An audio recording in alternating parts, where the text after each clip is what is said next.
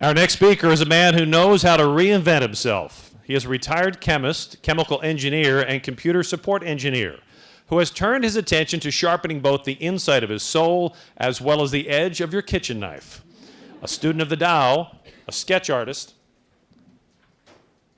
and a man who has managed to use his broad range of interest to help those who are both less fortunate and, let's be honest, less talented than he is. His talk is Redefining Retirement: How Doodling Taoism and Knives Keep Life Sharp and Why You Should Never Retire. Please say hello to John Potter.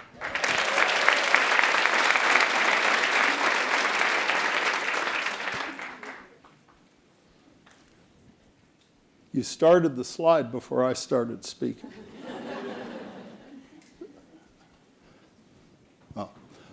Oh. Thank you. Has anybody heard of punctuated equilibrium? It's a theory that says that evolution proceeds same old for a long time, and then every now and then there's a punctuation point where change happens.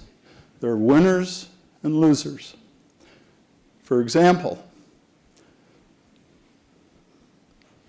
68 million years ago, asteroid hit the Gulf of Mexico, wiped out the dinosaurs.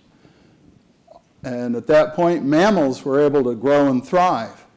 Good for mammals, bad for dinosaurs. Not all punctuations are disasters. Sometimes we get growth without the pain. We get sunshine and gentle rain. I believe that this theory can be applied to people's lives. We go along, months or years go by, and then boom, a personal asteroid strikes, where our personal dinosaurs are wiped out and we get opportunity for growth and change. In this talk, I'll tell you about some of mine. You might look at your lives and think about the punctuations you've had or are having right now. Fall of 1967, I'm in my third semester of college, I've fallen in love, boom, I flunk out with a 1.4 GPA. A few months later, Tet Offensive in South Vietnam. I'm in the Army. Get out of the Army, and I rebooted my education, got married, and my two favorite courses were art and chemistry. Well, I had a choice. Starving artist, fat and sassy chemist. You can see which choice I picked. I also found the following year a book that gave me a moral compass, the Tao Te Ching, translated by Zhao Fu Feng. In it there was no preface, no introduction, no translator's notes, just the 81 chapters. One of them, 31 spokes fill the wheel's hub. It's the center hole that makes it useful. Profit comes from what is there, and usefulness from what's not there. I collected a bunch of these books. I'd found my path, and then I got sidetracked.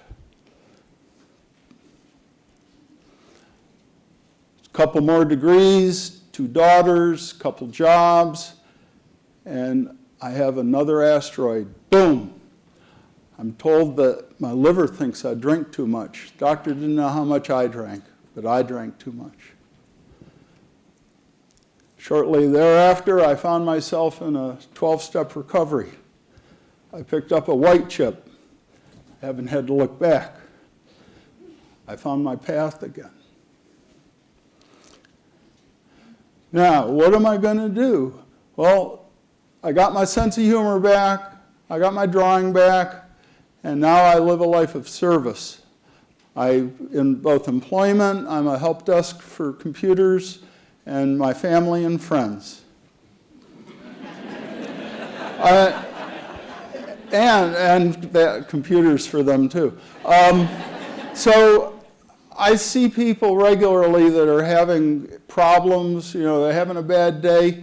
I'll draw them, I carry 3x5 cards, and I'll draw them a little encouraging note, or maybe a cartoon.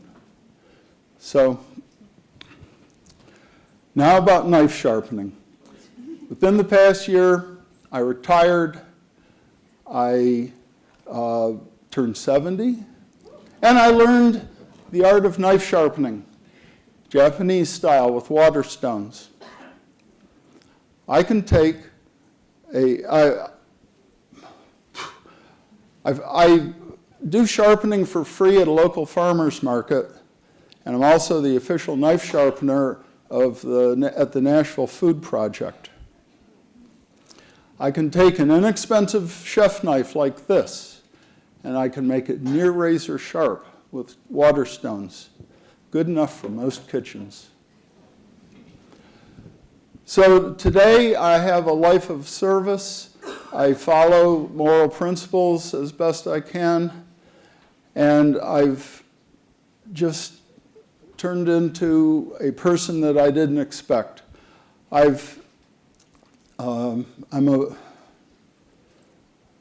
making everybody else look good. I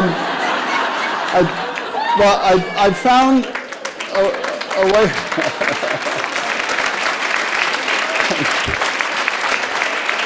My suggestion to you, your retirement does not have to be a punctuation of an asteroid type.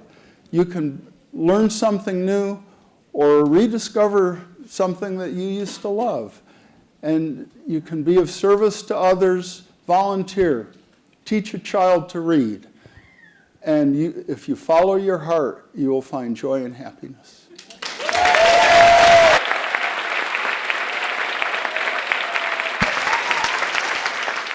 Our next speaker is a man who knows how to reinvent himself. He's a retired chemist, chemical engineer, and computer support engineer who has turned his attention to sharpening both the inside of his soul as well as the edge of your kitchen knife.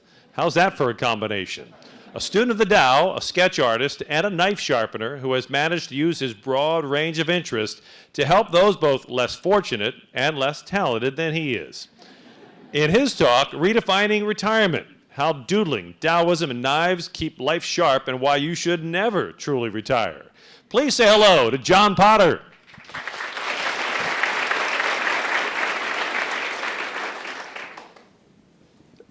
Okay, has anybody ever heard of punctuated equilibrium? It's a theory that says evolution proceeds pretty much same old, and then every now and then a punctuation, an episode, growth. And it means that some things win and some things lose. For instance, 68 million years ago, asteroid hits somewhere in the Gulf of Mexico. The dinosaurs are wiped out. Mammals get to grow and thrive. Good for mammals, bad for dinosaurs.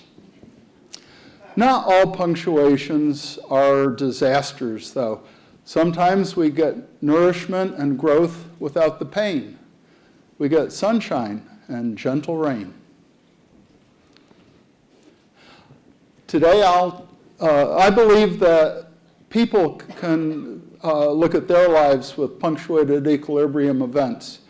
That we go along for months or years, and then boom, a personal asteroid hits and wipes out our internal dinosaurs, and we grow. I'll tell you some of my personal punctuations today, and you might be able to look at your life and see where you've had them or are having one right now. Fall of 1967. I'm in college. I've fallen in love. Boom, I flunk out with a 1.4 GPA. Tet Offensive in South Vietnam in February of '68. Suddenly I'm in the Army, working for Uncle Sam. So I got out of the Army, got married, reboot my college career. My two favorite subjects were chemistry and painting. What a different. Anyway, I had the choice of being a starving artist or a fat and sassy chemist. Which one do you think I picked?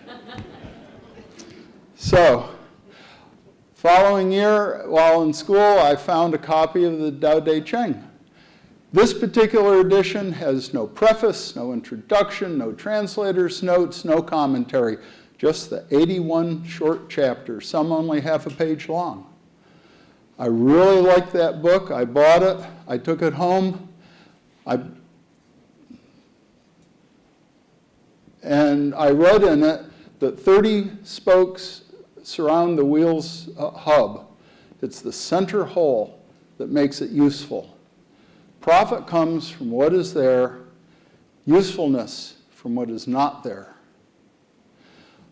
I've accumulated a lot of translations of this book. And in Chinese, Dao means path or way. I had found my path. I've a moral compass, but I also got sidetracked. After several jobs, more degrees, 2 lovely daughters, I had another asteroid hit.